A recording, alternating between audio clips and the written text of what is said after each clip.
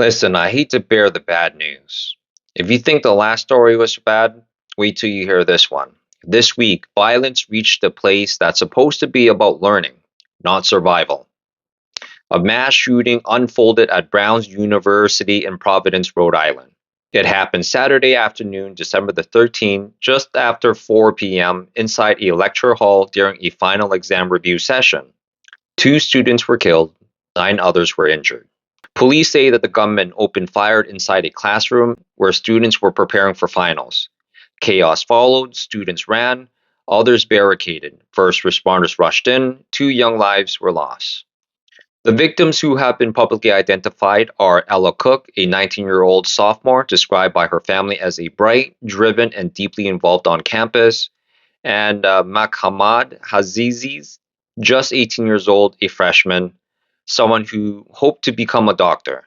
Nine others were wounded, some were treated and released, others remain hospitalized but in stable condition. In the days that followed, authorities released enhanced surveillance images and asked the general public for help. Later in the week, investigators identified the suspect as Claudio Manuel Neves Valente, a 48-year-old former Brown graduate physics student and a Portuguese national. After a multi-day manhunt, police say Valente died from a self-inflicted gunshot wound inside a storage facility in Salem, New Hampshire. Authorities have also linked him to a December 15th killing of MIT physics professor at his home in Brookline, Massachusetts. As of now, police have not released an official motive, and the investigation remains active. The Brown University community has been reeling vigils, counseling services, students trying to process fear while still expected to finish finals. University officials say that they are cooperating fully with law enforcement and prioritizing student safety. As we close our coverage of the Brown University shooting, it's important to step back and look at the broader reality of violence, both here and abroad.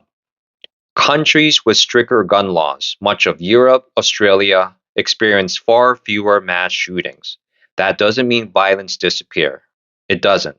Because in those countries, attack still happens, sometimes with knives, sometimes with other weapons. The intent to harm still exists everywhere.